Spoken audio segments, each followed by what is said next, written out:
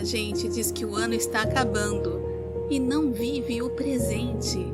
O seu hoje vai virar passado, mas não é no ritmo dos outros, é no seu. Eu sou Jana Paula, sou especialista em comunicação e marketing e costumo dizer, se tem comunicação, se tem marketing, tem oportunidade.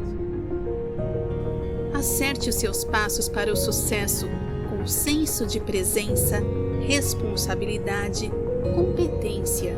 Se ajuste para a sua realização pessoal e profissional tendo isto em mente.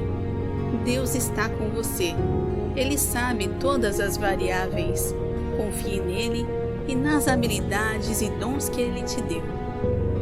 Agora manda esse vídeo para quem precisa refletir sobre o falso senso de urgência que muitas pessoas carregam sem necessidade.